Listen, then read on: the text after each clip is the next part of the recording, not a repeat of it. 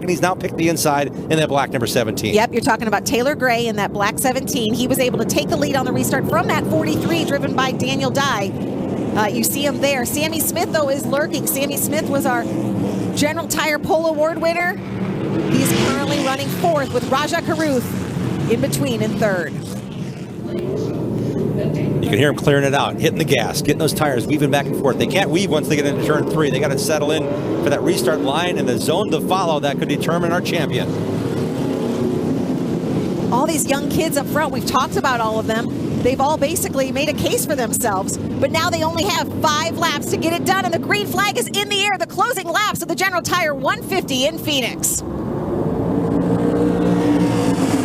Taylor Gray's he's there. He has the lead. Sammy Smith took the high line, thinking that would propel him into the mix. Now he's in the middle of a 4-wide run in the first corner, back in 5th. Look at who's contending, who's battling Taylor Gray. It's Raja Karuth in the 61 as we go on board with Daniel Dye.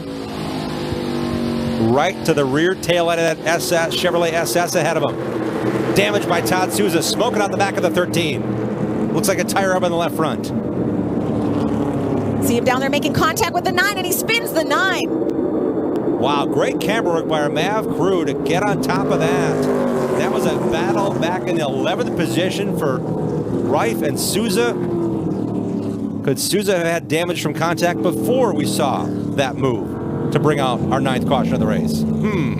They're racing all year long for the West Series title. And I just think of Taylor Gray, able to, like I said, have those 2 good restarts, able to hold on to that lead with what we thought was just 3 laps to go. Now under caution, he's going to have to do it again. Great restart that time. No question he had it in control. He had the inside line and controlled that. Others didn't have that run, and Sammy Smith didn't fire off as well. That's a relief, I think, momentarily for the rest of the teams because Sammy's been so bulletproof to this point. But now it seems like it's fading just a little bit and that speed firing off. Look at this, 4-wide run. The Auto Parker replay, there's the banging off the wall. Josh Berry banged into Souza. Souza got into the 9 of Reif, and here we see it right here. Here's that contact, the 13 of Souza into the 9 of Tanner Reif. We don't know if that was, I wouldn't call that payback. I think it's called close quarters racing on the backstretch. Especially in these closing laps. Again, you talked about the fact that they were back a little bit in the pack, but still racing for every position. Battling for just outside the top 10. You got to take every chance. You can't leave anything on the table here. And here's what we haven't seen. Raja Karuth now in the 2nd position. Raja Karuth could be in the catbird seat. Jesse Love 3rd, Daniel Dye back to 4th. That's the crew chief for our race restart leader, Taylor Gray. That's Chad Johnston. Going through the scenarios, going through what he hopes his young driver can do after his work's been done on pit road. And we're setting up now for a green-white checker finish. What do you anticipate happening here, Jim? It's going to be the mindset of you need this restart. We will not end this race under yellow. After the white flag, there's still a chance to restart the race if we have a caution. So that's a little bit different than the NASCAR National Series. So there's a lot going on in a short period of time. Let's throw it down to Mike. And with Chad Johnson, the crew chief for Taylor Gray, and your driver's been spectacular on the last 2 restarts. What are you expecting here? Yeah, we just got to get a plan here and execute it. He's done an awesome job all day long. You know, he did an awesome job the last 2 restarts executing. And, you know, like I told him, whoever has the lead off of turn 2 is going to win the race. Certainly a lot of motivation, a lot of desire to get to victory lane here in the 17 camp. Krista? Yeah, absolutely. We talked about the tragedy of that race team. Again, losing a member of their team to a crash on the highway driving here to Phoenix. Taylor Gray, though, the driver of that 17, wanting to really just rally the team, lift the team if he can, and racing for his first National Series win as well. Yeah, really strong record, great top 5 credentials, great top 10 credentials. 10 top 10s last year in 11 races. His average finish in those 10 races, 5.4. So he's been there, but he hasn't closed the deal yet. Could today be the day? And Raja Karuth, what a story that would be if that young second-year driver, new to stock car racing just 4 years ago, can pull this off. That's a huge deal as he's about to embark on a NASCAR Xfinity Series part-time schedule in a couple of weeks. And we are at what was scheduled to be the completed lap distance, 150 of 150 laps. We are under yellow, so we will see the green. Then we will see the white, and then we will hopefully see the checkered. Ooh, we're just getting word from race control. Green and white flag together. You know what that means? More chaos. Oh, I'm sorry. I'm getting clarification now. I'm so excited to know that these rules can play out, and there's a couple of different ones. We are now at the lap 150 mark. So we're into overtime. We're going green, then white, then checker. Then we'll see what happens after that. It's a lot to keep track of. I know, but I can't I told bear you, though, it. at the start of this race, I said Jim's bouncing off the walls. He has so much passion, knows so much about these drivers in this series. And I hope you've enjoyed the ride today, because we got a lot of great stories in. And again, this MAV coverage is awesome. We're here all season long. 11 of these races live on MAV TV, showcasing these drivers across America. We're going to talk about Daniel Dye all season in that 43, riding on board with the Father Lopez Catholic High School onboard camera. Shout out to his friends rooting for him down in Florida. Daniel Dye drives that number 43. He has been a leader of this race. He currently is running 4th. I've seen Daniel have success. I've seen Daniel miss by a little bit, and he internalizes. That 18-year-old driver has to fire off better than the last restart. That little pump up, I'm sure Chad Bryant was in his ears saying, you did this last time, you need to do this perfect this time from outside row 2 on this critical restart. It is. This is the race comes down to this. And Chad Johnson, the crew chief on that number 17, is absolutely right. Taylor Gray knows the job at hand. Coming off of turn 2, that's everything to get the restart through that zone and get that point coming off that corner down the backstretch. So it's not just the launch. You have to be able to hold it. You have to be able to take it where the racetrack bottlenecks, down out of turn 2, hold on to it and be aggressive. As the green flag is back in the air, 150 laps of racing, all comes down to this. Taylor Gray able to hold on to that lead, but will he be able to make it stick out of turn 2? 4 wide for second. Something's going to happen. Daniel Dye's dirt tracking through there and still holds on to second momentarily. Contact with Jesse Love in that 20. You see the 20. Is that the 20 getting swirly back there in the pack? It is. Rajat Karuth also was up into the front row in the restart. He's back pedaling there in 3rd. Pedaling hard now to get position back. The white flag is out. We're on the final lap in Phoenix. Gray pulling away. At contest could be the race for second. 23 starts for Taylor Gray in the Arca Menards series. Could this be the magic one with so much emotion on the line to play out here? There you see a battle with Raja Karuth and Sammy Smith, but it's Taylor Gray out front, racing with heavy hearts into Phoenix. They leave Phoenix a race winner. And cars are spinning after the checkered flag. The 13 of Souza. He'll cross the line in 12th. Tires smoke emitting. But man, what a day. What a race. What a win for Todd Gilliland's team that became what David Gilliland built. And now it's coming to 4 as a team in contention with Taylor Gray, the driver for the Sioux Chiefs Showdown. And for as many races as Chad Johnson has on his schedule with this young driver, it's coming true here. 30th time those guys played together and now have won in the Arca Menards series. And as you saw that celebration up on the pit box, it actually felt a little bit more like relief and just a big sort of exasperation, knowing what they had been through, all the struggles this week, the heavy hearts, losing a team member.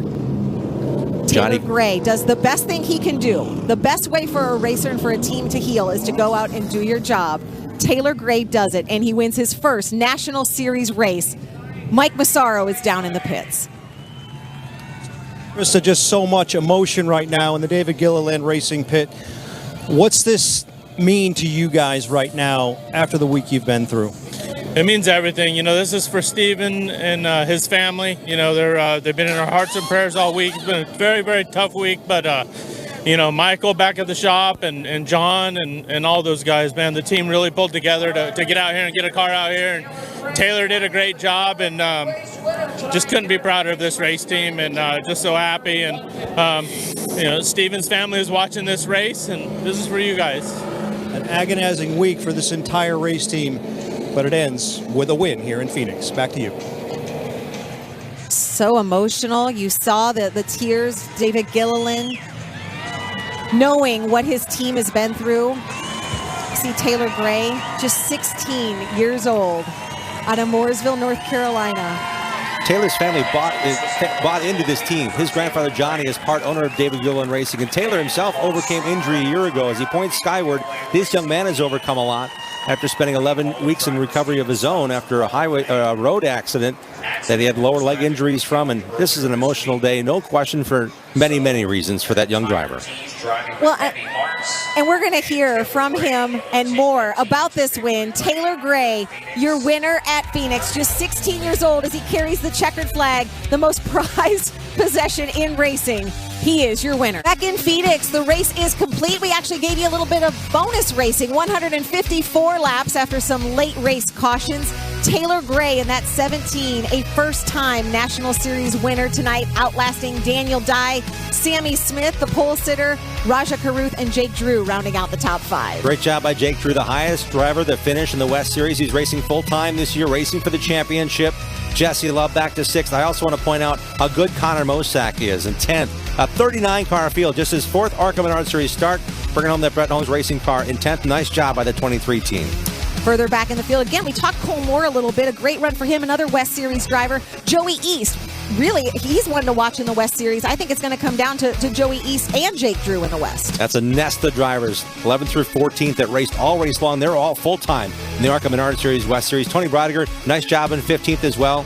Great job by those drivers to finish top 20. But the night, of course, belongs to Taylor Gray. Mike Massaro is downstairs with tonight's winner as he climbs atop the car and points skyward.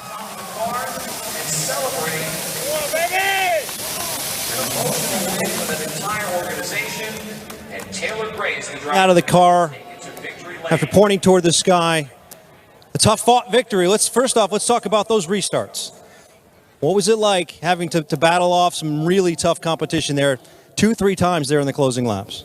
Yeah, it felt like they didn't want me to win tonight, man. But all those guys, really tough to beat. And we just had a really good race car tonight. Chad Johnston, all the guys back at the shop, Jeremy West, Ed, Aaron, Nick on top of the stand, Frank. Everybody that goes involved with this program, man. Wow, what a fast car.